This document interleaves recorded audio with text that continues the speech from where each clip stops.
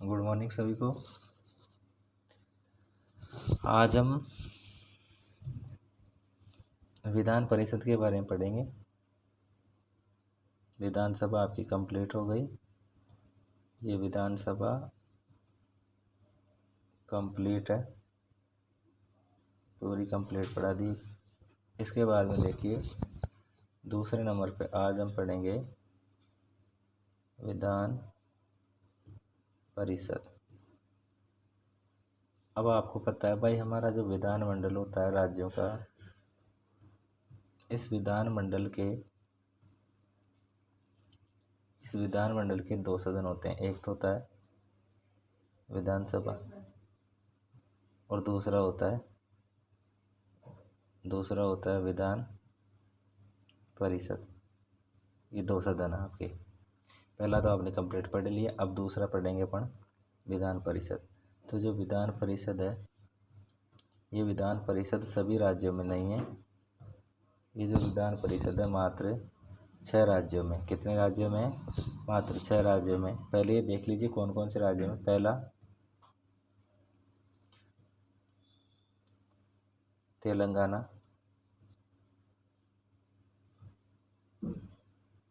बिहार,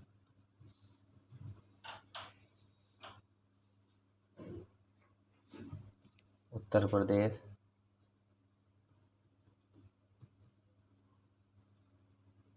महाराष्ट्र,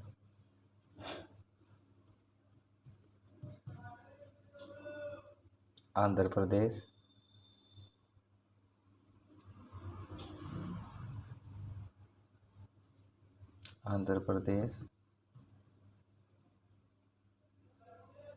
और कर्नाटक।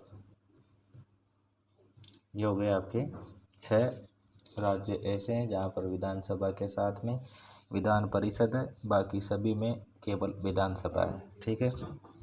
अब देखिए जो विधानसभा है, ये विधानसभा आपका, ये विधान परिषद है, सॉरी, जो विधान परिषद है, ये विधान परिषद द्वितीय सदन होता है।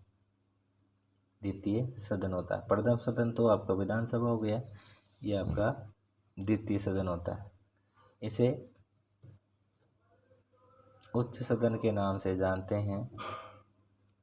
इसे स्थायी सदन के नाम से भी जानते हैं। स्थायी सदन तो इसलिए कहते हैं क्योंकि इसको हम भंग नहीं कर सकते, इसलिए इसे स्थायी सदन कहते हैं। तो ये तो इसके उपनाम की बात हुई। पहला द्वितीय सदन कह दो, इसे स्थायी सदन कह दो, और इसे उच्च सदन कह दो, एक ही बात है। ठीक है। अब बात करते हैं कि जो इसका गठन है वो गठन कैसे होगा।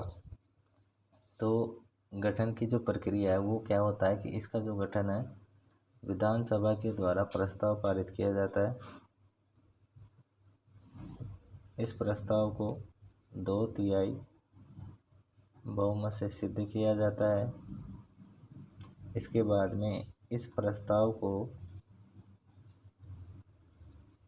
संसद के पास भेजा जाता है, और संसद जो विधान परिषद है उसका निर्माण करती है।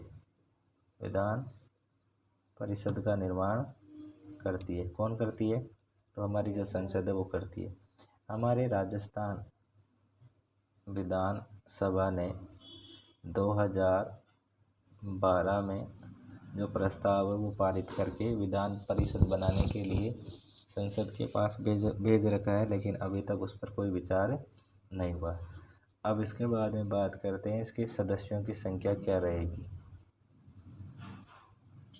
सदस्यों की जो संख्या है वो इसकी अधिकतम और न्यूनतम दोनों ही निर्धारित कर रखी।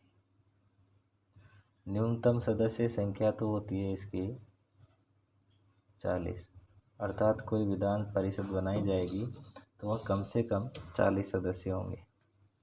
अधिकतम की बात करते हैं तो अधिकतम जो सदस्य हैं वो अधिकतम सदस्य होंगे वो जहाँ बनाई जा रही है। जैसे राजस्थान की बात करें, राजस्थान में बनाई जाए तो राजस्थान की जो विधानसभा है उसका 1/3 सदस्यों से अधिक नहीं हो सकती, इससे अधिक नहीं हो सकती, अर्थात अधिकतम 1/3 सदस्य हो सकती है। जैसे हमारे राजस्थान में अभी 200 है संख्या विधानसभा की, इसका 1/3 निकालेंगे तो लगभग 66 से 67 अर्थात 67 सदस्य। अगर हमारे यहाँ पे विधान परिषद बनेगी तो लगभग 67 सदस्य क्या रहेंगे, विधान परिषद में रहेंगे। अर्थात विधानसभा की जो सदस्य संख्या है उसका 1/3 सदस्य से अधिक नहीं हो सकती और 40 से कम नहीं हो सकती। इसका मतलब है 40 से 1/3 सदस्य विधानसभा के, इन दोनों के बीच में ये सदस्य संख्या रहती है। ठीक है, बात करते हैं अब इसकी योग्यताओं की। तो योग्यताएं एक जैसी है, केवल आयु का अंतर आता है। सबसे पहले योग्यता में भारत की नागरिकता होनी चाहिए, अर्थात भारत की नागरिकता हो। दूसरी चीज़ आयु, आयु कितनी फिक्स की है, तो आयु इसकी न्यूनतम आयु विधान परिषद के लिए 30 वर्ष होनी आवश्यक है। यानी कि कोई भी चुनाव लड़ेगा तो वो कम से कम 30 वर्ष का होना आवश्यक है। इसके बाद में अधिकतम आयु कितनी भी हो सकती है, आपको मैंने पहले बताया था। तीसरी चीज़ है सरकारी लाभ का पद नहीं होना चाहिए, ना तो केंद्र सरकार में और ना ही राज्य सरकार में लाभ का पद नहीं होना चाहिए। चौथी चीज़ होती है मानसिक रूप से स्वस्थ हो। ठीक है, मानसिक रूप से स्वस्थ होना चाहिए। और नंबर 5 है दिवालिया या